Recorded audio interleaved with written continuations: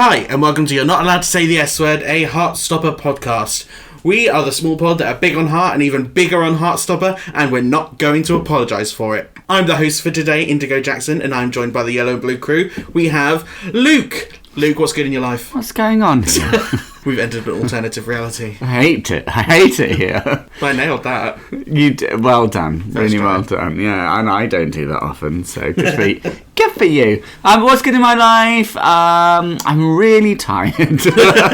As I was just telling you, wasn't I? It's because I'm old and also a teacher, I think, that I'm one of these people that can't sleep beyond 6:30 a.m. and it's not for want of trying. Even I did a wrestling show on Saturday. It went really well. Thanks for not being there. Lols, JK Rowling, JK. For reference, I had a ticket and got stuck in Brighton with the football fans. I couldn't get on a train. Allegedly. Allegedly. No, it's fine, honestly. No, it's fine, though. But yeah, so I did a wrestling show, loads of adrenaline, exciting, but also long day. Went to bed, 2 o'clock in the morning. Still woke up at 6:30. Time to wake up. I don't want to. Don't care. It's okay, time. Thanks. So yeah, that's fun. Also, brave but controversial statement coming. Today, I had my first time. I beg your pardon? I have never listened to an audiobook before. Did it hurt? Well, actually, yeah, it kind of did, to be honest with you.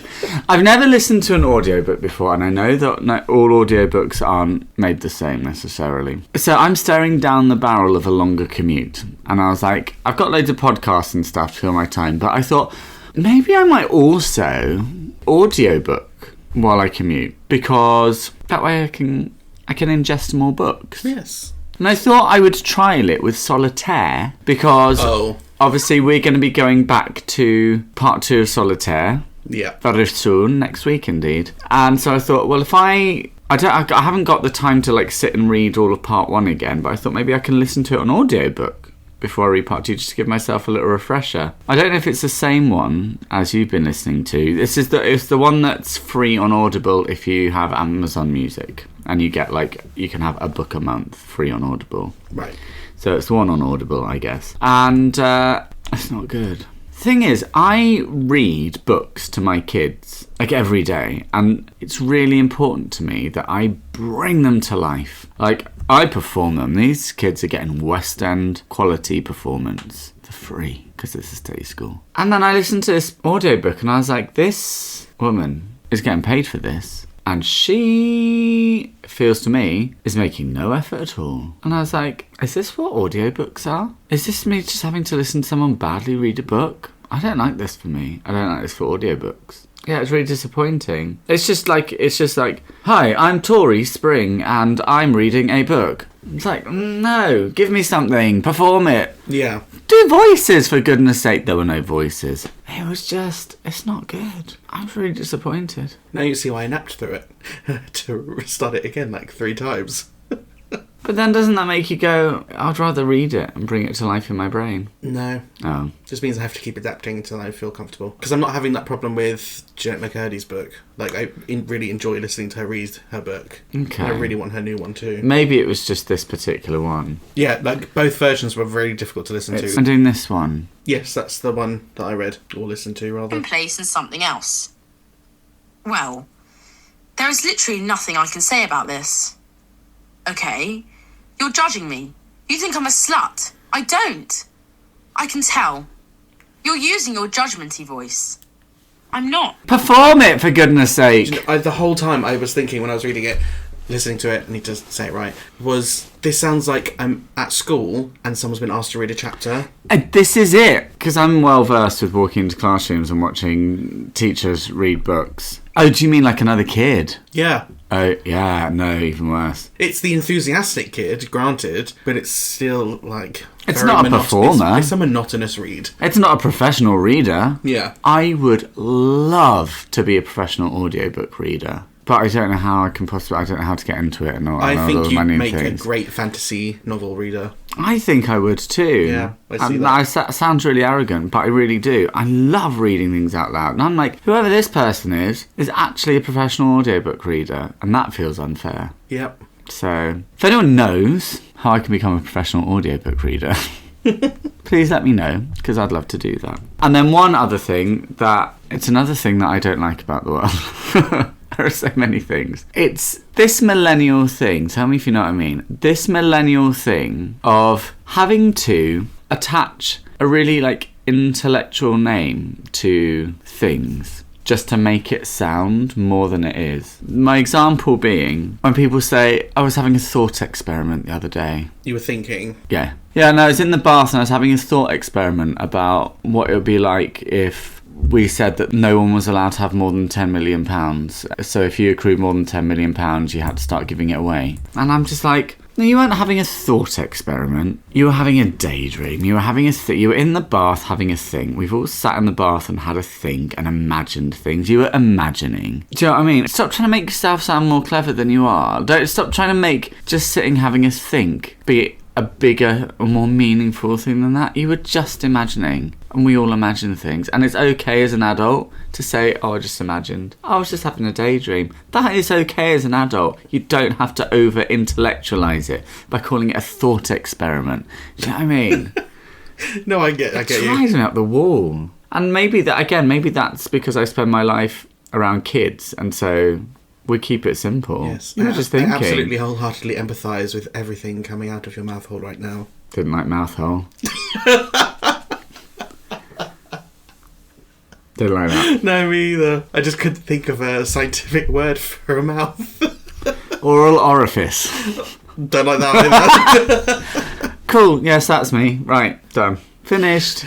Mine's really short and sweet. I'm moving this week, so I'm stressed and everything sucks. Congratulations. And I hate my life. Congratulations, you're number one. Oh. I know, I've got a tired voice. I did lots of shouting on Saturday night. All worth it though, because you were victorious. Here you are, once again. But what are we doing today? I hear you ask. I genuinely am asking, what are we doing today? We are asking ourselves a question. Are we being queerbaited? Yes, you are. Or just falling for tropes?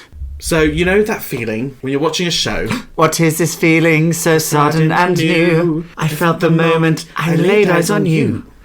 Didn't know the words. No, I just wanted to stop. No. It looked like you were going to carry on and then went, I was trying to work out how I could turn it into about being gay, and I was like, I've got nothing unless I go much further into the song, and the bit's lost its shine by that point. So should I start that sentence again? I feel like I should. No, carry on from where you were. Why not? Do what you want. You're in charge. So, I'm just going to sit here with my mouth shut. I hate you. You make this so awkward. I'm not getting involved. So, you just do you. You know that feeling when you're watching a show and something just clicks? Like there's tension, there's looks, there's emotional intensity, and you think, okay, this is getting gay. And then it doesn't. No confession, no relationship, not even acknowledgement. They're just vibing. But it feels gay. Today's episode is about that exact feeling and why it happens so often. Because the truth is, a lot of what we read as queer people in media isn't random. It's built on familiar storytelling patterns. Romance tropes that we recognise, that we respond to and get emotionally invested in. And the problem is, those same tropes can also be used without ever actually delivering queer representation. And that's when the conversation around queerbaiting comes in. So today we're asking, are we being queerbaited, or are we just really good at spotting romance tropes? How do we feel about that? Great, let's go. Okay, great. So I feel like every queer person has had that moment when you're watching something and you just know, like you're reading, there's tension, you're clocking, there's eye contact, and you're like, this is not heterosexual behaviour going on in front of me. There's something a queer this way comes. And sometimes you're right, and sometimes the show just fully embarrasses you, abandons this plot, and you think, what could have been? So I want to start by asking you, what's a moment where you were completely convinced something was going to be gay, and did it actually pay off, or were you just left with emotional damage? Please leave that in. Sorry. Right, so full disclosure, when you gave me all the stuff, I had a lot of... I sat and I was like, oh my god, there are so many examples. I can't think of a single one of them. So I have managed to come up with things, but it was a struggle. But I'm hoping that you'll say loads of things and we go, oh yeah, there's one. But the first one here that I thought of is not actually a moment or a storyline, it's a character. Is that okay? Is that allowed? Yeah, yeah. Can I do We're a character? just opening up the conversation right now. There's plenty of time to delve into different things. Well, I'm going to open up then with, and this might shock you, a little American mother-daughter dramedy called Gilmore Girls. Oh my gosh. What? Didn't see that coming. Oh, wow. Have you heard of it? Only through you. What? Really? I've never seen it. Why? I don't know. I just never seen You would love it. it. No, I'm sure I would. I just never got around to it. Watch it. It's on Netflix and Disney Plus because it's that important. And probably Amazon Prime. I think it's basically on everything. Actually, I think it might be on I think it's on ITV X as well, and I think it might be on Channel 5. It's everywhere because it's that important to the fabric of our world. Okay. But it's also a show from the early noughties, and I'm not gonna lie, there are sometimes things that when you look back at it, you're like, you didn't need to say something that was so homophobically coded. But that's another thing. There's a character in it called Michelle, and he is a big camp queer diva. Except at no point in the original run is it acknowledged that, so he's obsessed with Celine Dion. Obsessed. Like, he chips off a big event to go to a Celine Dion concert, for example. He does things, and listen, okay, I know that there can be heterosexual men that are obsessed with Celine Dion as well. I know there are heterosexual men that wear fine Italian silk blouses, but they're not called blouses, they're called shirts, but blouses that they then have to take off in case they get creased while they're trying to get a baby out from under a bed. It's a thing. It's a thing. You have to watch it. It's actually very funny. Okay. That count the number of raisins that they have because they're on a very strict diet, and who are told that they have to swear on the lives of Destiny's Child, and he's like, pick another girl band. Like, he is the most stereotypical camp queen gay guy, and yet throughout the whole of the original show, all 7 series, it's never at one moment acknowledged that he is queer. And in fact, there are insinuations that when he's talking about going on dates and things, it's with women. Interesting. But he's gay, like capital G, gay. So he's displaying a lot of typically queer behaviours, but the show, there was no payoff. No. It wasn't really. Not in the original run. Not until they did a reboot in 2016 where they finally paid it off and he had a husband. But that was 10 years after the end of the original run. The whole original run. And it's so symptomatic of the time, I think, because it was like, this is this kind of show. These are the kind of people it's going to appeal to. This is what kind of world it's going to live in. There needs to be some nice supporting gay representation in there because it needed to be that type of show. But also, it's this kind of show existing in this kind of world. So we also can't actually say he's gay. And just in case anybody thinks he might actually be gay, we probably need to all but make the character heterosexual. Just in case it alienates all of the people that might have an issue or find gay controversial. But at the same time, he's going to be our gay representation. It's when you look back on it, when you watch it back, it's straight. And most of the time you just assume that he's gay, and you live in a world where you're like, this gay guy's gay. But there are times when they will do something deliberately to more than imply, to actually portray him as not being a gay character. But he's gay. And then in 2016, he actually is gay. Right. Interesting. Yeah. So it was very performative, in a way. I feel like the heterosexuality, or any hints to heterosexuality, I feel like they were the performative elements, if that makes sense. Oh, gosh, yeah. Because I feel like they could have said nothing, and we could all just have accepted that he was gay. And they didn't even need to say that he was gay, that he had a male partner, anything like that. But the problem was they mentioned dates with women, and at that point you're like, oh, you're actively telling me he's not gay, when everything you've done has been a portrayal of a gay person. And it feels like, in order to appeal to the gay audience, that will be loving the show. It's a very of its time thing, I think. Okay, that's good. That leads me nicely into this first segment, which I've titled, This Feels Gay. So we're going to break down the specific dynamics that make something feel queer, talk about where the line is between subtext and baiting, and figure out why this keeps happening. Even now, it's happening when there's more explicit queer storytelling going on than there ever has been. But yeah, this persists. It's actually evolved into something else. Yeah, I mean, yeah, I've got things to say about later. Because maybe the issue isn't just what's being shown on screen, but how we've been taught to read it. But before we get into all of that properly, I think it's worth just quickly grounding what we mean by a couple of things that we're probably going to keep coming back to. So when we say tropes, we're basically talking about storytelling patterns. The things we've seen enough times that we recognise them instantly. So, like, something I've called like a slow burn. There's something between them sort of trope, the secret relationship. They're not specific to queer stories, but they do carry a certain emotional weight that we've been trained to read. And then queerbaiting is kind of what happens when those same patterns are used to suggest queerness, to build that tension, and they hook you in, but they never actually follow through with it in the story. So you get all of the emotional setup of a queer romance, and then without the payoff. So I've done a couple of examples of this. So I've got one example of a queer-coded romance that did not pay off, one that is debated, and one that did pay off. One that did not pay off, and I don't know if you ever watched the show, but I think you might have something to say about it if you did. Is it supernatural? No. No. But I nearly did write about that, but I've never seen it. I've never seen it, but I'm so aware of the situation. Exactly, yeah, but I was like, but I've not seen the show, so I didn't want to use the example. Same. Because I can't speak on it. No. What I can speak on is... But I feel like maybe there might be people in our group who might, so... Yeah, please. Chime in on the supernatural thing. Please let us know thing. about the supernatural thing. But it's on the same coin, Merlin. I know it. I haven't seen it, but I'm well aware of the discourse. It's Merlin and Arthur, isn't it? It is Merlin and Arthur. The entire show run, there's an intense loyalty between the two characters. There's not just like a loyalty, but there's like an emotional devotion they have for each other. Yeah.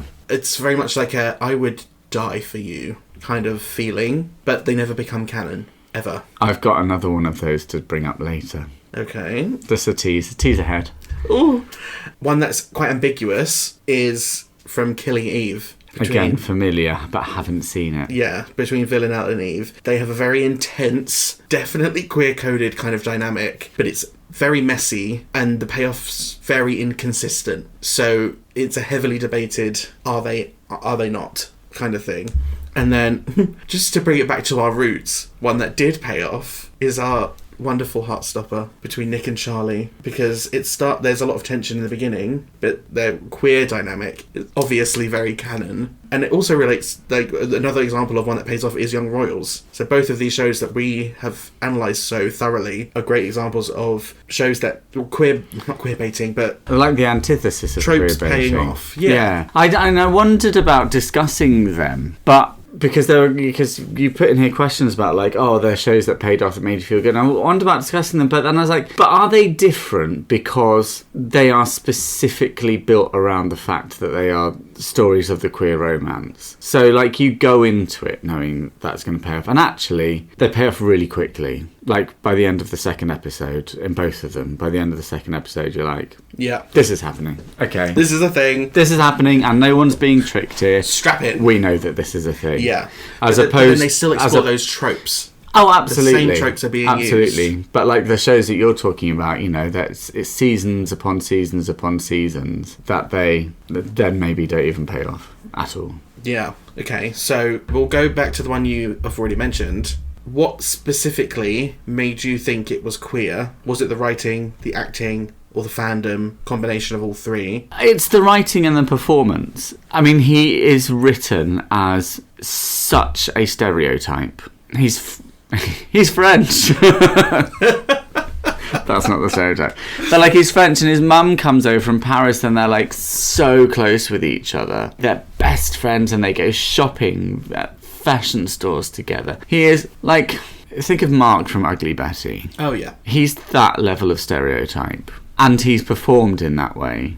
And again, in the 2000s, that kind of a character wasn't. So if you've seen New Girl, yes, that's a really good example of... That's a really strong example of a character that exhibits a lot of camp or queer stereotypes, but is presented as just a heterosexual man who is sensitive, in touch with his feminine side. Some people would say back in the day we'd have called it very metrosexual. I'm talking about Schmidt in New Girl. But this was before the time of even that sort of character. It's like, if you're going to have this kind of character on there, this kind of character is gay. But this was even before Ugly Betty, I guess. Ugly Betty started in 2006. Yeah, so it was. Gilmore Girls finished in 2006. This is even before Ugly Betty, and like, there weren't many gay people on TV before Ugly Betty. You had either overtly queer shows like Running Ghost, but this was a show that was a small American show on the CW, which was like a teen network predominantly over in the States, part of Warner Brothers. Like, it couldn't afford to have any queer characters on at that time. So yeah, it was this what felt like a character that was overtly queer in performance and in the way that it was written and presented. But as I say, but then they had to drop in these token references to dating women and stuff. Yeah, so do you think the creators knew what they were doing? Yeah, I really think they did. And it's difficult because probably at the time there would be the argument that what they were doing was representing the queer community when it was impossible to do it in another way, and like doing it in a way to get around the censors or the controversy, things like that. That's probably how it would have been presented at the time. Yeah. But looking at it now, it feels the other way. It's like it was part of the oppression almost. It's not a bury your gays situation, but it's a... Yeah, it kind of sounds like it was almost like a being gay as a choice situation. Not even being gay as a choice situation. It's you stay in the closet situation. Right. Yeah. Yeah, they deliberately weren't letting that character come out of the closet because it's difficult. Yeah. And there's even another character in the show, Taylor, who's an older man who also presents very much as gay. And in the reboot, they did an interesting thing. And I don't know if this was a deliberate response to the Michelle situation or not. And again, it's problematic in its own way. But like, so in 2016, when they rebooted it, there's this whole, in one of the little movies that they did, there's this whole thing about Stars Hollow is going to have its first Pride Festival. And then there's this whole thing about the gays that live in Stars Hollow, who's going to be. And Taylor, who sort of runs the town meetings and stuff, is like, oh, it's a shame because we were going to have this gay, but they can't do it, and this gay, and now we've got no gays left. And everyone's like, really, Taylor? No gays left? None? And he's just like, nope, no one. And you're like, but you're gay, but you're not. Right. But they at least were sort of deliberately doing that in a knowing way. I still hate it. Even in 2016, I hated the way they did that. It still felt a bit like straight people having a laugh at queer people's struggles' expense, especially people who don't feel they can come out later in life, perhaps. But that's a whole separate thing. But yeah, so it's just, that's Michelle, and I found it challenging. Interesting. At the end of that initial run, that 10-year run, were you disappointed at all with how that character sort of panned out? I was disappointed with the fact that it felt like there was a message of keep yourself closeted within it. That's what it felt like. It felt like not just a missed opportunity for positive representation, but an active denial of positive representation. Like, not just, oh, we could have done it, we didn't think to, we got it wrong, we didn't realise, but like, yeah, they deliberately weren't including that gay as a gay, even though he's a gay. And at that time, that might have really helped a lot of people. But instead, the message it gives is, probably best not to come out, probably best to keep hiding yourself, probably not a safe world out there, which is quite damaging, can be quite damaging, I think. Yeah, it's interesting. There's almost like there's the stereotype of the character itself, but the tropes aspect of it doesn't really come into his story at all, from what I can tell. Yeah, he's not a main character, he's a supporting character, so there aren't... Yeah. He doesn't get any romantic storyline at all, probably because it would be too much to actually give him a storyline with a woman, because no one would believe that. Yeah. But they can't have a queer storyline because otherwise they'd turn into the Will and Grace type controversial show, and it's supposed to be Gilmore Girls. Yeah. In 2000. Do you know what I mean? Yeah. Okay, so let's move swiftly into tropes that hook us. So I think this is where this idea gets interesting, because before we get into queerbaiting, I think we need to talk about why something feels queer in the first place, because it's not random and it's not usually queer people projecting. there's actual storytelling patterns at play, and we've learned to recognise them. So these tropes show up across romance in general, but they hit differently for queer audiences because they mirror real experiences that we've had to deal with, like secrecy, tension, intense emotions, and not being able to say what you actually feel. So when we pick up on those dynamics between characters, we're not imagining it, we're responding to a structure that's already there, one that we've lived. And I think that's why this conversation matters, because these tropes are doing actual emotional work on us before anything's ever confirmed. They're the reason something feels queer, even when the story hasn't said it out loud yet. So if we're talking about the patterns that make someone feel queer, there are a few tropes that come up again and again, and once you start noticing them, you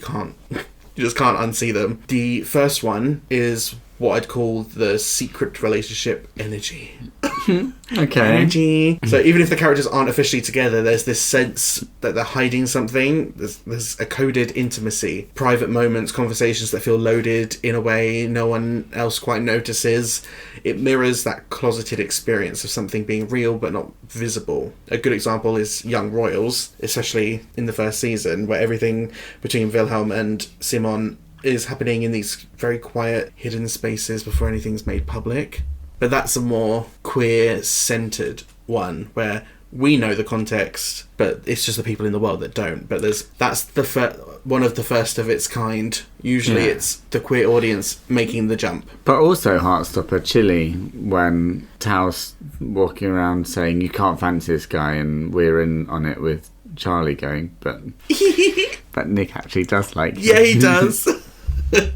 Have you ever had a moment in a show where you felt like something was happening in secret, even though it hadn't been confirmed or hadn't been confirmed yet? Yes, but I can't think of any. But yeah, loads. I mean, I read so much into stuff anyway. I'm looking for gay where there's no gay. Who isn't? As queer as I think we all are. I thought of one. You might laugh at me, or you might not know who I'm talking about. I thought of Neville Papperman from iCarly. Of course I don't know what you're talking about. I'm nearly 40. So Neville Papperman, again, he's in love with Carly, but he's a very queer-coded character. He's like, Mother, run a bath! Like, very, that energy. Okay. You don't know, but that was quite a decent impression of him. I'm sure it was. It felt like that there was almost a romantic tension that he felt towards one of the iCarly crew, Freddie, but it was never explored, or because it was a kids show, they just didn't do that. So for me, that's a loose example of one. If you can't think of one, that's fine. Yeah, no, and I know that there will be. I've been trying to think so hard, but I know that there are so many. Yeah. Okay, well then maybe you'll think one for the next Why couldn't example. you have come up with this 10 years ago, and I would have been able to just be making notes for the past 10 years? I've got loads. Okay, well, no, we'll move on to the next one. Maybe something will come up as we go. There's another dynamic of there's something between them. There's something between them in air quotes. That's the charged eye contact, the pauses that go on just a little bit too long, the almost confessions that never quite happen, everything being framed very ambiguously, enough that it could read as friendship, but it doesn't feel like it's just friendship. So an obvious example is Sherlock. I've also not seen that, but I was forced to watch it. I'm aware of it. But the way Sherlock and John are constantly framed with this sort of emotional intensity that feels bigger than what's being said out loud fits this trope. Can you think of a pair? No. No? You didn't put down that I needed to think of ones for these. No, I'm thinking these questions off the cuff. You don't I don't. You don't have to have an answer for them. I struggled enough to find the answers to the questions you actually asked me to find answers to. I can't come up with more. If I tell you things now, I won't have any left for later. But this is one, because I didn't think of another example, but this is another one I was like, there are so many examples, I just cannot... No, I can't think of any. I just cannot clear my brain enough to pinpoint one. Mm-hmm. Yeah. Okay, so another big trope is... I've put in quotes, only you understand me. Oh, yeah. Where one character becomes the other's emotional anchor. The one person they can be fully themselves with. It creates this exclusivity that often reads as romantic, even if it's never labelled that way. You're an anchor. Which is the dynamic you see in Merlin, like I mentioned earlier.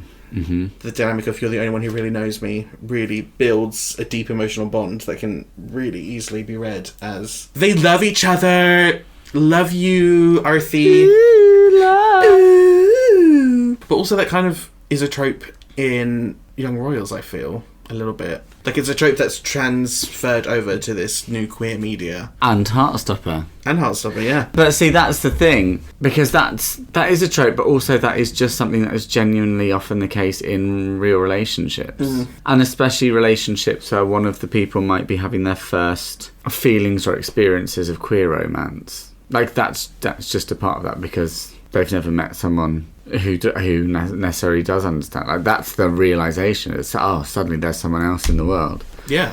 So, as a queer person, I think when you see the signs of that, your brain automatically goes to, that's how first-time gay love starts. Can't help it. Nope, you can't help it. Okay, great. And then, of course, there's the slow burn.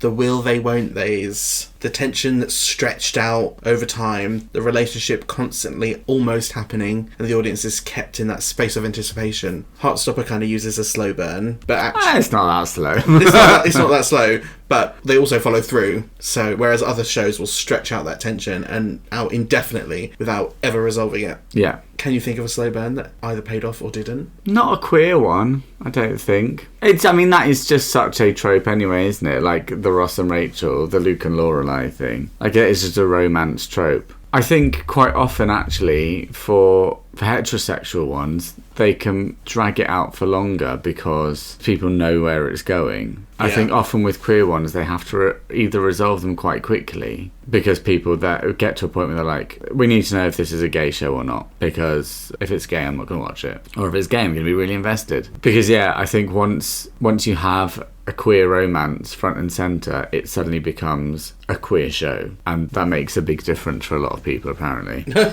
Whereas, in something like Gilmore Girls, you can drag it out over 4 seasons, and it's just like, well, this is just a show about people. Apparently, that's different. Yeah, so I'm sure there are ones, but I can't actually think of any that are queer, because either they pay off relatively quickly in comparison, or they're not queer. Do you know what I mean? Yeah. The one that sort of comes to mind the most... But see, even now I'm struggling to remember whether it really was much of a slow burn. Oh no, but okay, so I'm thinking of Elite, and I'm thinking of Omar and Ander. But see, now I'm looking back on it, I'm like, but they had... I think it was the first episode where, they met as an anonymous Grindr hookup thing, but then he couldn't go through, one of them couldn't go through with it, and then he was in the closet, and then... So, it's slow burned, but we knew that it was a queer story from the outset, if that makes sense. Yeah. And there's another one that just came to mind. I can't think what it was. Yeah, when I think of them, it's mostly the ones I think of tend to actually, they've made it clear that it's queer from the start. There's an interaction and then there's a backing away. Yeah. And then they slowly build it. I think a lot of with this trope specifically, a lot of it's been put on in a lot of the shows, as in put on by the audiences. So there's Petra and Jane in Jane the Virgin. People felt like that was a slow burning relationship. Two of the ladies from Superstore. Did you watch Superstore? No. Oh, I can remember. There's Amy, the lead girl, played by America Ferrera. There's also, I don't remember what her name is, but she's the assistant manager. She's the very lesbian coded character, very self-assuring kind of character. But also in TV shows like Pose with Angel and Papi, their relationship was very that slow burned over the first 2 seasons, and those are long seasons until they were finally together. I have thought of another one from Elite actually, which might be a better example, and that is Patrick and Ivan. Patrick he comes in as gay. He comes in as gay. He's a queer character from the off. But Ivan comes in and is not. But there's a tension between them that develops quite quickly, and that does burn. And there's a bit of will they, won't they, and then there's a bit of they sort of are and they're sort of not. I mean, Elite is a show where everyone just sort of has sex with everyone. So in terms of Elite, it was probably the slowest burn of any of them, because normally they just jump into bed. But yeah, this was a will they, won't they. This took a while, but that did pay off in the end. Oh, okay, good.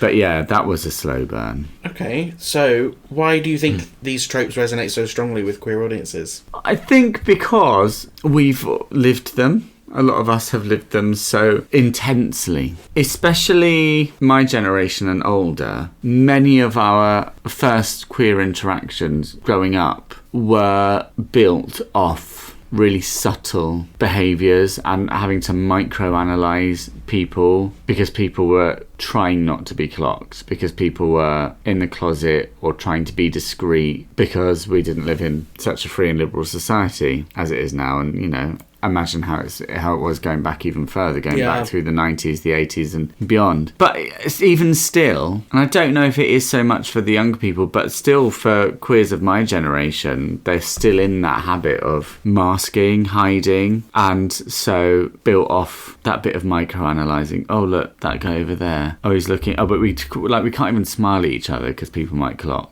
At times you're just having to read it through people's eyes. I think that's so within us. But also within that is the excitement that we've all felt when we think that those micro interactions might lead to something. And so when we see that played out in front of us, we feel that same bit of excitement that we've experienced. And we're like, yeah, this could be good, this could be exciting. We put ourselves right into those shoes. Yes, I think that is exactly it. Okay, so do you think these tropes are inherently queer, or do you think they just align with the queer experience? You sort of alluded to it being like, oh, it happens in straight relationships. Yeah, no, I don't think it is. I don't think it's inherently queer, but I think it's so much more heightened for queer people because of that element of secrecy, almost, or that, everything that I've discussed. I think it's a lot more heightened for queer people. Yeah, so do you think we're reading into it too much, or are we just recognising familiar dynamics? I think we all read into things a lot. I think all people read into things a lot. I think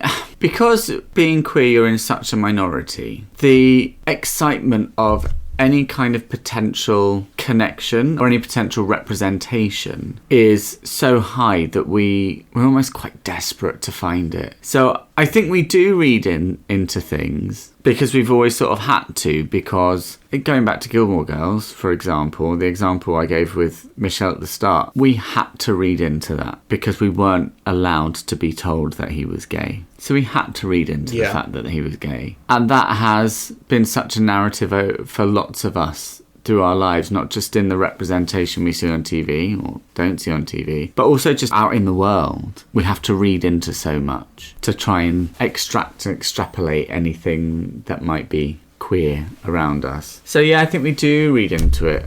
I think it comes from a longing to feel represented and accepted. Yeah. Yeah. Is there a trope that you fall for every single time, whether it pays off or not? Male friends. Any kind of male friends. Because men aren't allowed to be nice to us unless they want something, right? But this is the thing, and actually, this makes me part of the problem.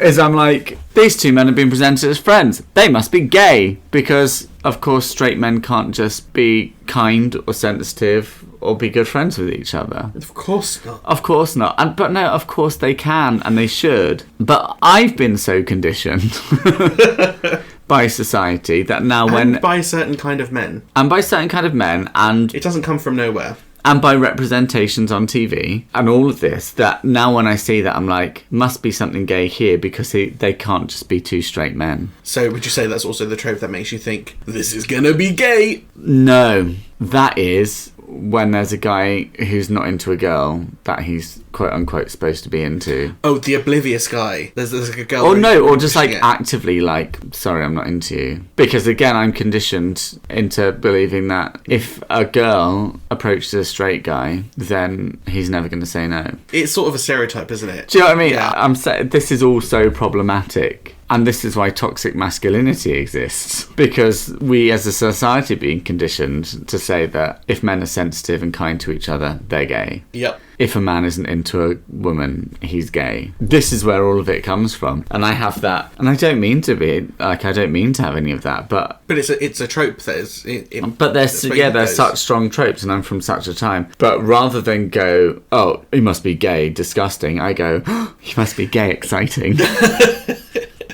Okay, do you have a favourite example of where a trope was done really well? Now, this is sad because at the weekend, Nicholas Brendan from Buffy the Vampire Slayer died. And I'm going to the Buffyverse. And it's about time we spoke about some more lesbian representation on here. You've spoken about it a Very little true. bit. But I'm going with Willow and Tara from Buffy. I mean, probably now looking at it in 2026 eyes, it's a little bit more obvious. But in those days, you never for a million years thought they were going to put lesbians on TV. So yeah, they couldn't be as subtle about it because they had to go into the like... It's like I was saying before, even with modern shows, like we've got to quite quickly acknowledge that this is queer, because if people start questioning, then we might get in trouble. If we say this is queer, then everyone knows where they stand and they can hate it if they want to. For the time that it did develop, Willow and Tara, that trope of, I've seen something special in you, we should have some private lessons and unlock your magical power that's within you. Come and learn with me. I'm a wise, experienced witch. And you are so young and new. And it's in the witch context, but like that translates into so many different contexts, doesn't it? But it works so well with the witch concept, because it's like, well, it turns out it wasn't just that her power was magic. Her power was also being a lesbian.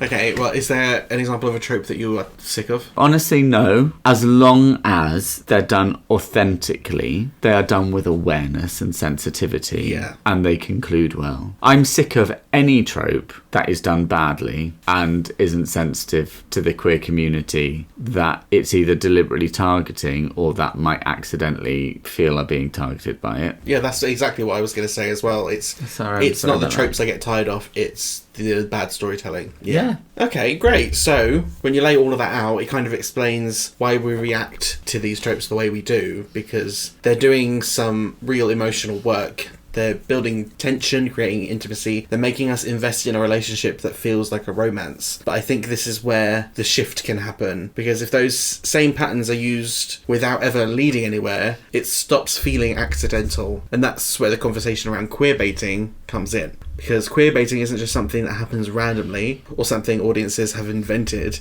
It's when those exact tropes we've been talking about have been used deliberately to suggest queerness, to pull people in, to build that emotional investment, but then they never actually pay off. So you're left with all the setup of a queer love story. You have all the tension, the intimacy, the almost confessions, but none of the follow through. And I think the question then becomes, when does that shift from just being storytelling into something that feels a bit more like manipulation? So if we break down how this works in practice, there are a few patterns that come up again and again, sort of like with the tropes when something crosses into queerbaiting. So the first... So I'm so distracted because the way that the light is shining up from your screen with your glasses, it's giving you this... You've got the same thing. Divine eyebrows. You've got the same eyebrows right now, don't worry. Okay, great. We're kindred spirits. In Tracy! Please, Dawn, it's Christmas. Right, the first is emotional build without payoff. So the story puts real time and care into building what feels like romantic tension. The looks, the confessions, or near confessions, and then just refuses to confirm or resolve it. Never quite tips onto something explicit, no matter how much it seems like it should have. Have you had a moment like that where you feel like the story was building to something and then just didn't follow through? Or is that... Should I stop asking you questions? Stop asking me questions that aren't planned. Sorry. Okay, so then there's marketing amplification. So this is where things start to feel a bit more deliberate. I didn't come up with that term. I found that term. I thought it was a good one. This is when the promotion of a show leans into the chemistry. Actors joke about relationships in interviews. Trailers cutting scenes together so they're suggesting something romantic, even if the actual text never delivers on it. Like Wednesday. Literally the exact example that I had. This is where audiences often feel most misled, because it's not just an interpretation anymore, it's being actively encouraged and then dismissed. And then finally there's what I call infinite deferral, the maybe next season effect. So the tension is kept alive just enough to keep people watching, but it's never resolved again. There's always another delay, another reason it can't happen, another reset. And I feel like that is a very common example of queerbaiting. And I think when you look at those three together, you start to see that queerbaiting isn't just about what's missing, it's about how much is being given without ever being completed. So, at what point does slow burn cross into queerbaiting, do you think? I think, as you say, as soon as it becomes apparent that it isn't the story. And I mean, like, as soon as it becomes apparent that, the narrative isn't about this, but everything has been deliberately set up to make us think this. Yeah. Would you say ambiguity is always a problem, or is it only when it's exploited that it becomes a problem? I guess that when it's exploited, because you can tell a good story that hinges on ambiguity. Like the storyline, exactly. The storyline can revolve on ambiguity. Sometimes, and this is where it's difficult as well, because when we're talking about how quickly slow burns resolve on queer shows, it's because I think creators know that if they tried to drag that storyline out for 4 seasons, they would be told that they were queerbaiting. Even if, like, in their heads they were like, that ambiguity has got to run for 4 seasons before it pays off in a Luke or Lorelei type situation. People be like, they're queerbaiting us, they're queerbaiting us, they're queerbaiting us. And they can't be like, oh no, but it is going to happen, because then that ruins all of that build. So I think that's why they have to resolve them fairly quickly to avoid those accusations of queerbaiting. And it's sometimes a shame that that can't play out longer term, but then also understand why that's difficult and why that has to be the way it is. So no, I don't think ambiguity is always a problem. I think ambiguity can be a really important part of the story, can be really great storytelling. I think it's a problem when things are made deliberately ambiguous and when it becomes clear that it's never going to pay off, or that this isn't going to be the storyline that we're going with. It's a bit like, okay, if we're going to take an example from one of those shows we talked about, if we talk about, I've forgotten their names, but the 2 girls on Young Royals. Oh, yes. Where they gave us that little bit of one of them fancies the other. Well, they won't they? And at this point, they've not brought it back up again. No, they haven't. And it's like, well, why did you do that then? That felt like lesbian baiting. Do you know what I mean? That felt like, we need some lesbian stuff in here. We'll do this. But actually, we're not going to build a storyline around that. We're just putting it in to keep the lesbians interested in some way or another. That's when it becomes a bit exploitative for me. Yeah. It's Chekhov's gun. Right. Chekhov says, if you introduce a gun in the first act, then it has to reappear in the third. Like, there has to be some payoff. We have to. Even if you put it in there and then make sure that we deliberately forget about it, we have to come back round to it in the end so that we know that it was an intentional part of the story, and so we understand its significance from when you put it in there. Like, it's just a really fundamental rule of good storytelling. Mm-hmm. When they bring Chekhov's gun in the form of something queer,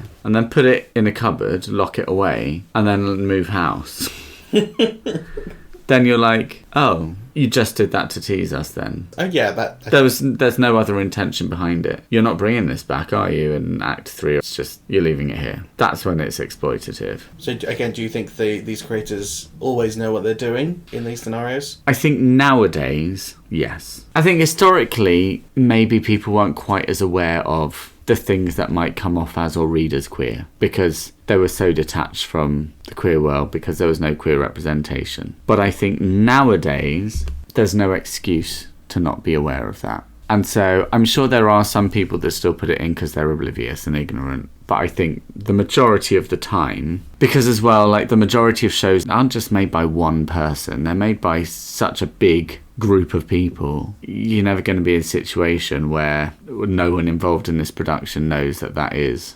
how it's going to be portrayed or how people are going to read it. Do you know what I mean? Yeah. And test audiences and pilots and so I think now they very much know what they're doing. I think every choice that is put into any TV shows nowadays is a fully aware choice. Yeah, that's literally exactly what I was writing. So, lovely. With that being said, can you think of a moment that felt like clear baiting, not just subtext? Yes. Finn and Poe, Rise of the Skywalker. Yes! Mm-hmm. That was one that came to me late last night, and I was like, You are so right, yeah. Because that is the one that I found, for such a long time, I was trying to come up with things. I was like, I know there have been some. And I've just finished watching the latest series of Andor. And there are some characters in Andor that I think are queer characters, but, like, their story has got nothing to do with romance, so we're not going into their personal lives. It's not queer baiting. It's just queer characters existing in a world.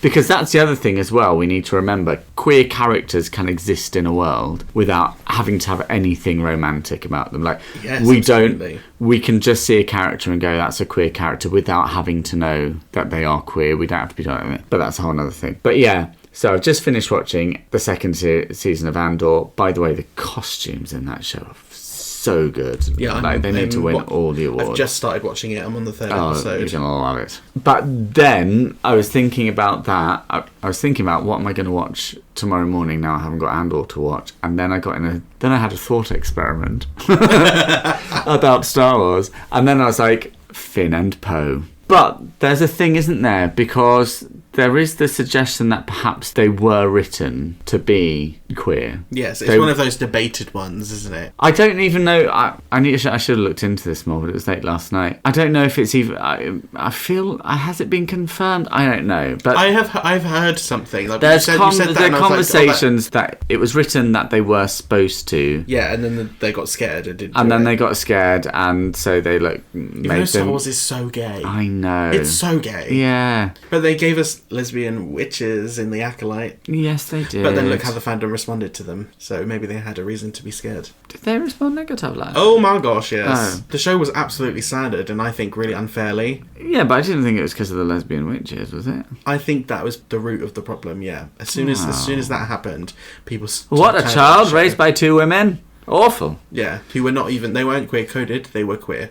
Yeah. Anyway, I was going to ask you if you think queerbaiting today is different from older media, but you did already answer that, so I won't ask that again. Yeah, I've got more to say. Okay, well, tell me more. Yes, because I think it's flipped. Because I think in the olden days, things, and again, this might go back to the Michelle thing, actually. What I've said about it is looking at it from 2026 eyes, and I think from 2026 eyes it's damaging. But if I look back on it from then, I think maybe it might have been an example of this. That it used to be the case that things would be put in for queer people to pick up on, but in a way that the majority of people who weren't queer wouldn't, so they couldn't get offended by it, or they couldn't kick off about it. There couldn't be this big controversy. It's almost like in those days, the straights were the ones being played, and we were the ones in the know. Like, we know this is a gay thing, but y'all are just going to carry on living your oblivious heterosexual lives and not see it. Mm-hmm. Whereas now, it feels like it's flipped the other way, where we're the butt of the joke almost. Like, they're all in it and we're the victims of this prank that they're pulling, whereas everyone's like, you all thought it was a gay thing, but it isn't.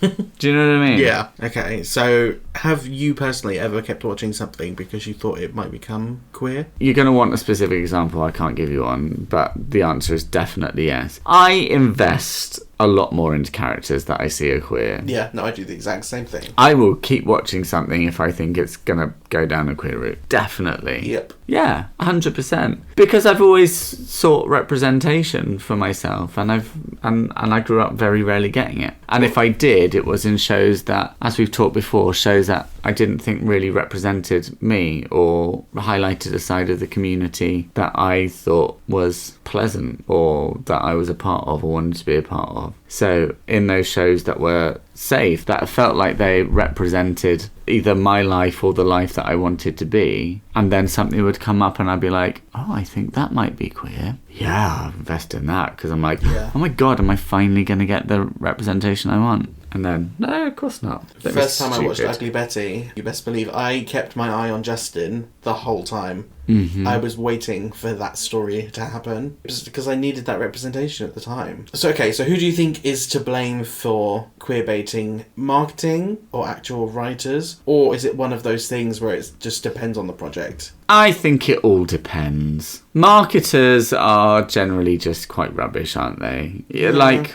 they're soulless, godless beings. Well, it's like that thing where you go and see a horror movie and all the scariest bits have been put in the trailer, and so none of them actually pay off in the film, and so the film is just not very good because you knew all the scary bits were coming. Yeah. Or when they put all the funniest bits into the trailer of a comedy film, and then you go and it's like, oh, all the jokes there. Like, marketers will just ruin stories to Sell tickets. get you to go and see something. Absolutely. But I suppose you can't really blame them for that. That is literally what their job is. Well, Their job is to make sure they put butts in seats. I will disagree. That is their job, but I disagree that that's the only way that they can do it. I think if I didn't say that. I think when you're saying I can't blame them, I'm saying I can blame them because I think I can't blame them because it is the easy way to do it. it's the lazy way to do it. So I can't blame them for no, doing I can that. blame them for doing that because if they were good at their jobs, they would present something that intrigues us without giving stuff away, and that is I think possible. it's difficult in this time where deadlines and demands are so high. No, The turnovers are so fast. I'm not having it. Do your job properly. I think it's a natural way of... No, I think it's a result of consumerism. I'm not having it. But do your here job we are. well. That's your one job. Do it well. You get paid a fortune. Do it well. But yeah, so I do think marketers can be really guilty. And again, the Wednesday's example shines brightly because I don't believe that the writers of that show, like if you watch the show, I don't think there's any form of queerbaiting in that show. I don't think there's anything. For me, at no point watching that show did I read Wednesday and Enid as being a potentially queer relationship. But the marketing Certainly made it feel that way. that made it really feel like that's what was going to happen, and they knew exactly what they're doing with that. But then there are shows where it's all in the writing, so Yeah. it depends. Okay, so let's move on to when these tropes are done right. Let's put the negative to one side for now, because I think it's really important. Why? I hate positivity. But I think it's very important to say that the tropes themselves are not the problem. Because of everything we just talked about, the tension, secrecy, emotional intensity, those are the things that make romance compelling in the first place. They're the reason that we all get invested. The difference is whether the story actually commits to what it's building. Because when it does, these same tropes stop feeling frustrating and start feeling, I said satisfying, but I really didn't want to say it. I will never be satisfied. The tension has somewhere to go, the emotional payoff lands, and the audience isn't left filling in the gaps themselves, even though they do it anyway. Fans love to create their own scenarios, and I think that's why certain shows feel so different, because they're using the exact same building blocks, but they're actually willing to go the full way and follow through. So instead of the tropes leading nowhere, they become part of a fully realised queer relationship. So, with that being said, what do you think it is that makes a show feel like it's earned that payoff? This isn't one of the prepared questions. No. But I thought that's something you could probably answer off the cuff. I didn't listen to you. I was thinking about the thing. Okay. I was thinking about a question I've got coming up where I've written can't think of anything, and I was like, can I think of something before they get to it? Right. I didn't listen. So with that being said, what do you think it is that makes a show feel like it's earned that payoff? What payoff? And, well, so you just didn't listen to a word I said. I really didn't. I was thinking about Aaron Paper. And can you think of a Familite. moment where you felt genuinely rewarded as a viewer rather than strung along? I mean, the most obvious example is Heartstopper. The way the show was built meant that when the payoff happened, it felt perfect. It evoked such a raw emotional response, especially from you. It did, but see, I find it weird because I don't actually see Heartstopper as a payoff That's interesting. because it was there from the start. That was the whole point of the show. For me, the payoff is when he comes out to his mum. That's the emotional payoff. For me, the first season is primarily, it's not just about Nick and Charlie as a couple, it's about Nick coming to terms with his queerness and accepting it. And that, for me, the emotional payoff is him coming out to his mum. Yes, you're right. But I feel like that's different from the discussion we're having where the discussion is the payoff being that, oh, it turns out it was gay after all. Yeah, but it was turns queer out from the start. Turns out he is queer after all is still the payoff. No, but we knew it from the start. No, but yeah, but I'm giving it as an example because it's a part of queer media, so it's framed differently, but it's still the same trope with a different sort of structure behind it. But the base is the same. I just see it differently. See, and I also feel that Justin's eventual coming out and meeting his boyfriend gives the same effect. I see it differently because Which is fine. Because there's no will they won't they in Heartstopper. It's just they will. They will. When they hurry up. You know, we know that Nick and Charlie are going to get together from the first moment that Charlie walks into that classroom. We know that's going to happen. End of. Yeah, it's fun to watch how it gets there. But we know it's going to happen, and it doesn't take that long. Okay. We know that Nick is going to come out to his mum. And yeah, it's really emotional and beautiful when it does. But, like, we know that's going to happen. There's no will they, won't they about that. It's just a when and how. So it's not the same as, to me, a payoff as and I know that you can go, well, you know, generally you always like, you knew Ross and Rachel were going to get together. You knew Luke and Lorelai were going to get together. But the slow burn situation with those is that it takes so long that you genuinely get to a point where you're like, oh, I think maybe they're not. Yeah. And then it brings you back. That's not what we're talking about with Heartstopper. That's not what we're talking about with Young Royals. Like, we know that's happening. Okay. Like even in Young Royals, where like they're off again, on again, off again, on again. You know that they're ending up together. Spoiler alert. But you know they are, don't you? Yeah, of course. Because that's the whole point of it. So yeah, I don't know. I guess the ones that earn it the best are the ones that build the will they, won't they. Like, make us genuinely unsure, genuinely questioning where we're going to go with it, but wanting and willing it and being so invested and wanting it to go a certain way, but genuinely questioning whether it will, and then they give it to us. They're the ones that have earned it. There you go, I found an answer to the question. Yeah, lovely. And I think you can really see the difference when you look at shows that use these tropes but actually follow through on them. And I think the key difference is not that these shows avoid the tropes, it's that they can complete them, not just use them, as you said earlier, to not further a narrative of any kind. Yeah, it's all about good storytelling. Yeah. So, what changes emotionally when Quinnis is confirmed, do you think? For me personally, I feel safer, I feel happier, I feel more invested, I feel like I belong in this world and this connects with my world. Yeah. Like, I'm not just watching other people, I'm watching people like me. I'm watching people like me, even if we go to Elite, even if I'm in my mid to late 30s and I'm watching kids that are supposed to be a bunch of teenagers who are the wealthiest people in Spain and there's a murder mystery at the centre of it, still, I suddenly go, oh, connect with them, could be me, relatable. Because they're queer.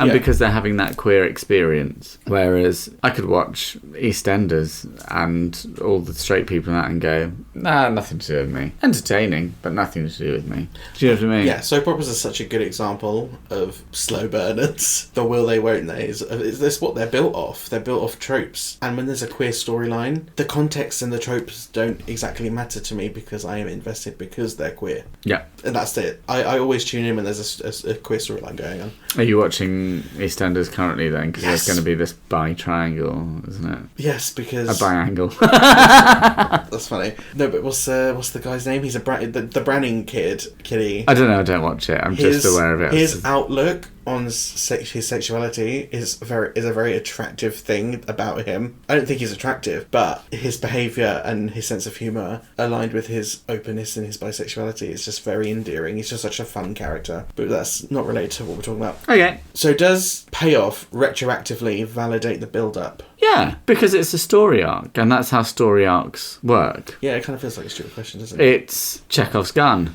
It is Chekhov's gun. Absolutely. I want you to lay the foundation somewhere. I want you to almost make me forget about it or believe it's not going to happen, and then I want you to bring it back round, and that's where the big payoff comes. So yeah, 100%. Why do these shows feel safe compared to the ambiguous ones? Because do they?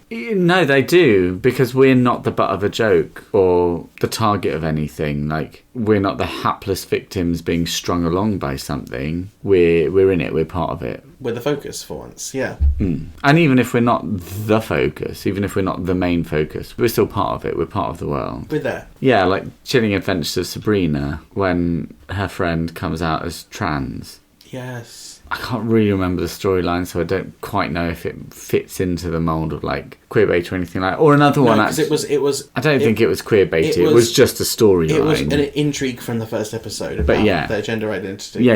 As a point of interest. And then also Never Have I Ever, the character of Fab, when she starts to feel attracted to a girl. Yeah. They're not queerbaity, they're intrigue, but you sort of know from the outset that this is a queer storyline. I mean, if they hadn't pulled the trigger on either of those, then that would have been queerbaiting for sure. But because they're teen Netflix shows, I think we know that they're going to have some pretty much guaranteed to have some queer representation in them, aren't they? They're not the main characters, they're not the main storylines, they're supporting characters. but they let us know that we exist in this world. Yeah. And we exist positively in this world as well. And so it makes it feel safer. Okay. But is there a moment in a show where you felt genuinely rewarded as a viewer? I think I'm going to go back to Omar and Ander in Elite. Okay. Because there was a lot of complexity around that, because you had a character who was, well, he's a Muslim guy who was feeling queer feelings but was battling the fact that he's from this very traditional Muslim background, and that was making things very difficult for him. That tentatively trying to get into the world of it through Grindr, and then like scary backing off. And then you had another guy who also wasn't out but lived in a world that was more liberal, and he sort of didn't care too much about if people thought he was or wasn't, I think, if I remember it rightly. It started off as like a meeting for a hookup thing, but actually it developed into a really sweet emotional connection, and you were like, oh, is it gonna, and then it did pay off, and then we loved them. So did you trust these shows early on? Were you cautious? And what do they do differently from the ones that feel like they're baiting? I mean, I'm always cautious. Because that's part of the queer experience. That's part of the queer experience. The thing about Elite is it's one of the young Netflix teen shows where anybody can get with anybody. So you know there's going to be queer stuff. You know there's going to be non-queer stuff. You know there are going to be characters that you think are queer that are then going to have non-queer interactions. You know that there are going to be people who aren't queer but that have queer interactions. And like, it's just one of those shows. Yeah. Heartbreak High is another one where it's just like, well, anything can happen. So if anything, you go into it and you're not going into it going, will there be queer? You're into it going, who's when will there be queer? Who's going to be doing the queer stuff here? Which ones of you? Oh, you are. Have you done queer? When will you do queer? Stupid. Okay, moving swiftly on. We're nearly at the end. And you were going to say, what do these do? You said, didn't you? What do they do differently? Yes, you didn't answer that, did you? Sorry. What do these shows do differently from ones that feel like bait? Again, it goes back to that thing from before. Like they keep us in the loop. They include us, and they don't make us feel like we're the target of anything. Moving on. That's a lovely answer. I know. So, that's why I wanted to get it in. So are we too quick to call it queerbaiting? I think this is where it gets a bit more complicated, because not every intense same-gender relationship on screen is meant to be romantic. And that raises a really important question, which is, where is the line? Because on one hand, queer audiences are used to reading subtext. We're used to picking up on things that aren't being directly said and recognising dynamics that feel familiar, but... Why do you think so many gay men struggle to have relationships with, like, genuine friendships with straight men? Mm-hmm. Because they can't help assuming that there must be something more to it. Yep, but on the other hand... I say as someone who's very successfully managing a lot of great friendships with straight men, and it's... wonderful. But I know a lot of queer men that can't. Yep, me too. But on the other hand, not every close emotional relationship is a romance, and not every piece of media is trying to tell one. This is to bear in mind throughout this next section.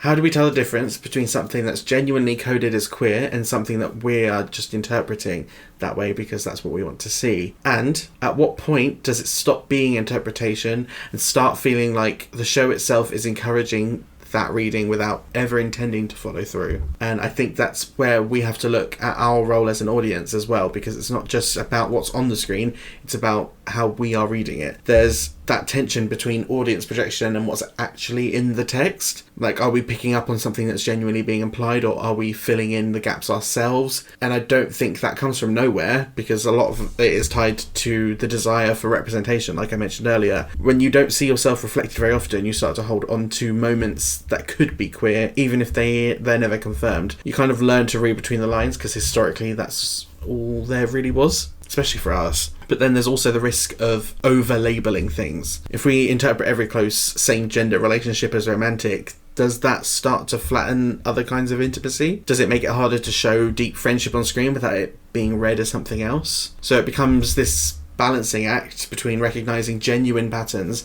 and questioning our own experiences. So how do you usually approach that? Do you feel like you trust your instincts when something feels queer, or do you second guess it now because of how often things don't get confirmed in real life? I mean, I second guess everything about my existence anyway. But yeah, I've hoped for too many things. Haven't we all, dear? In my past. So until something properly pays off, I'm always the skeptic. Yeah. I think that's 'Cause life has a taught me to universal be. answer, really, isn't it?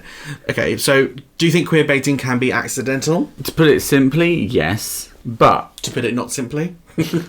I think when it's in a contrived story context, everything should be written with intent, purpose, and awareness. Agreed. And a writer should always be aware of what they're doing. Of course, you can never predict how everyone is going to interpret something. But often, I think, with queerbaiting, if it is accidental, that speaks of naivety Yeah. from the writer. But as I say, in this day and age, especially when we're talking about big TV shows, that can't really be a thing, because it's not just one person writing something that might have gone, I didn't realise that might be queer. There are too many people involved for that to, by the time it gets to TV, for anyone to go, oh, I didn't realise it would be read that way. I just don't think it's possible. So I think it is possible to be accidental right at the base level when it's one person writing something, not thinking about how it might be interpreted. But when it's a big project, I think no, not really. Okay. Would you think that audiences are sometimes setting themselves up for disappointment, or is that an intent of the writers, maybe? Aren't we always setting ourselves up for disappointment? It's the queer experience. It's the queer experience. The experience. Ew. I know, I That don't just sound like like it. you Soon shit said yourself. it. Yeah, I didn't like it. I think it's so difficult. Again, I think fundamentally the responsibility relies on the writer. Again, you can write something that is supposed to look like it's going to be gay and then deliberately isn't, and that can be the story arc. But if you're writing something that looks gay, but that's not the story arc for it to twist in the direction, whatever, then it's the writers that are building that disappointment for us. Yeah. Either way, the writers are building it. I think the responsibility fundamentally lies with the writers or the creators. Speaking of writers and creators then, do you think it's possible to have deep intimacy on screen without it becoming romantic or feeling romantic? More specifically, In the queer context specifically. I think it is, and I think Tao and Charlie are a good example of it, actually. Yeah. And Ayban and Simon are a good example of it in Young Royals. Yes, I agree. It's the same dynamic, isn't it? But Charlie and haven't we, with both of those, discussed the potential queerness of them? Ellie did, yes. Yeah, Ellie. Ellie was She's very so vocal. problematic. Ellie was convinced that Tao was gay. I remember that. Yeah. But we were like, nah, he's not. We don't think he is. And I never for a second thought he was, actually. No, because the Because I'm looking at it now saying, well, we connection said felt- that because we'd seen it before, but I don't think I No. ever thought he was. It felt more like a brotherly bond to me. Yeah. It always did. But it does also speak so much about societal conditioning. It does, yeah. I wish it were more common and more commonly presented, and especially with men, and not in a lads, like a men behaving badly, or 2 pints of lager and a packet of crisps kind of, "Hey, mates, lads" way. Slap on the arse. But like genuine, kind, sensitive friendship, like a Tao and Charlie, like an Ayab and Simon thing. I wish it were more common so that it deconditions society. Yeah. But I think people avoid it a bit because society is so conditioned that it might come across as queerbaiting. It's a really difficult line at the moment. It is, but where do you draw that line, personally? So Dead Boy Detectives that I mentioned earlier, I think is a good example of this. Because there's a queer guy, a straight guy, both ghosts. Go figure. And the gay guy is in love with the straight guy. And all the way through, you feel like there's potential for it to be reciprocated. And then at the end, the straight guy is like, I love you to absolute pieces, but just not in that way. I'm really sorry. I just never will. Oh my God, and I cried so much. And it's such a beautiful way of doing it. And also it's so different from the narrative that we usually get with that, which is, oh, the straight guy gets scared and then there's a big like, oh no, panic. And maybe even they might make up friends, but there has to be that horrible panic scaring. But there was none of that. That was just like, thanks, like I get it, and I really love you, but not in that way. There was no panic. There was no, oh my God, I can't be around you. Oh, stay away from me, don't touch me. Oh, I'm just really sorry, mate. I'm just like, I panic. Like, there's none of that. I think that's really lovely. I think that works really well. I forgot what the question was now. Where's the line for you? Where's the line for me? I don't know. Where is the line? I don't know, actually, where the line for me is. I couldn't quite pinpoint it myself. I think intention is where my line is. What was your intention with doing that? Yeah. Retrospectively. But it's not something that I know there's a line in the moment. It's only retrospectively I can then analyse where that line is for me. Yeah. Depending on how everything plays out. I'm going to skip the next section because... Oh, what? Unless there's something you want to add. No, it's fine. Is there something you want to add? I'm just trying to be time conscious, that's all. No, it's fine. You've already asked the where do you draw the line bit. I have. Oh, and I answered that. Well, why did you skip questions? I didn't, I read them all. No. Yeah, I read them all. You didn't read that on that one. You skipped to that one. And so I didn't know I had an answer for that because I was already... I've asked all of those questions. No, you haven't. I did. I've asked every single one of those questions. You didn't, because I would have answered them because I've got the answers here. You said, have I ever misread something? You didn't ask if I've ever misread something as queer that clearly wasn't. I did. It was like right up at the beginning. That was a different question that was basically the same. But you but you wrote it at the beginning, so I had a different answer to it then. I just said it differently in the moment, but it was the same question. I was following this as you've written the notes down here, and you've written this question all the way down here, and I've answered it all the way down here. That was like a whole 2 days ago. Frodo and Sam. That is a very good example. Yes, and I wanted to mention it earlier when you were talking about some other fantasy, Merlin and Arthur, and I was like, no, I'll save it for when you ask me the question, and then you never did. So before we wrap up... And then I've got another really important one to talk about. Is there anything else you would like to say? Any more examples or any answers to burning questions that you have? Frodo and Sam from Lord of the Rings. Frodo and Sam from Lord of the Rings. They were so gay. Yes. Or is this exactly what we're talking about, where it's like two male characters can't just absolutely have each other's back and be... Yeah, it is one of those things. But I remember growing up so much being like... They're in love. Gay. And now I look back and I'm like... Do you know what's really am I being interesting? Toxic? Do you know what's interesting? I don't think they're gay, but I do think they're in love. But that can be platonic, surely. It can be platonic, but there are undertones throughout those films that make it feel different. There is a line that's being teetered on. Ew. And it feels intentional. You know what I mean? Yeah. There's prolonged looks, there's physical affection, and... But see, I don't know that it is. Rewatch it. Because I watched them not too long ago. No, I know, but I don't know that it is deliberate. I think that's it. I think that is a case of where we're reading into it too much. I think you might be right, but I'm standing by it. Okay. Have you seen the film Luca, the Disney film Luca? Yes. What are your thoughts on that? Because this is a controversial one. It is controversial, but I genuinely And I love it so much, and it makes me cry a lot. I genuinely think that is a love story. I do. And I think because it's... I don't know how to explain it. Because nothing they're doing is inherently queer. However, there's a level of affection between the two main guys that makes it potentially feel that way. If it's not, it's definitely intentionally catered for a queer audience. Yeah. And the gimmick of the film is very queer-coded in itself. I can't decide whether it's another Finn and Poe situation where it's like, oh, it was written to be, but then Disney said, no, you can't do that. The whole film is about the idea of not being able to be your true self through fear of rejection. That is an inherently queer experience that they are delving into in this metaphorical way. That's what makes it feel very queer. And that's also why so many queer people connect with it. Yeah, because the age of these two kids is the age you have these realizations in yourself. If you're more in tune with yourself, that's the age where you're like, uh-oh, there's something happening here. Yeah. Oh, I want to watch Luca now. It's such a lovely film. I better make you cry. Okay, they're the only final examples I've got to discuss. Think those are very important ones to mention. I think what this all comes back to is that none of this is happening in a vacuum. The reason these moments hit so hard, the reason they feel so real, is because they're built out of the same language as queer romance. The same... I keep saying these examples. The same tension, the same intimacy, the same emotional stakes. Well, you keep saying it's follow through, and I've let it go all the way up till now, but... I do keep saying follow through, don't I? Yeah, I don't like it. And maybe that's why it keeps happening, because queerbaiting doesn't feel random, it feels convincing. It speaks the language of queer romance, and it never quite finishes the sentence. And I think that's why it leaves such a strong reaction behind, because you're not just watching something that didn't happen, you're feeling something that almost did. So, I guess the question that I'll leave you with is, what's a show that made you feel genuinely seen, and what's one that made you feel a bit played? This is for the audience. not for you? Didn't want to answer it anyway. Stupid question. No, it's not a good question. I want to know, what's a show that made you feel seen? I know a lot of our audience are straight women, or...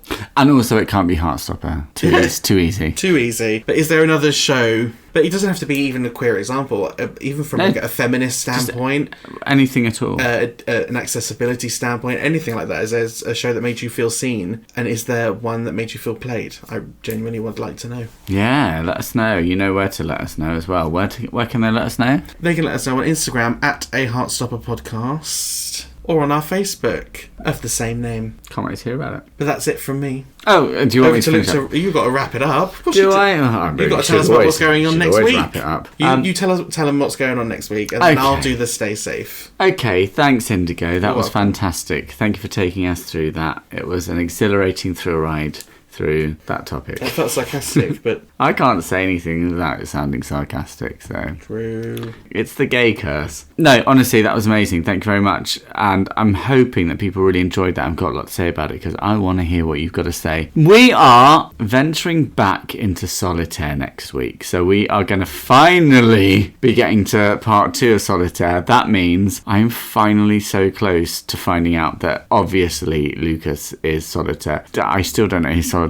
is, but when I started reading the bad audio and the way that Lucas is introduced, I'm like, is it too obvious? It feels too obvious, but I'm pretty sure it's him. But we'll find out. I wonder what other people think. So we're going to be getting back into that next week, and I look forward to it. And Ellie will be back, and she's going to sound like one of those TikToks that pretends to be H2O just add water. Cleo, no, you know those.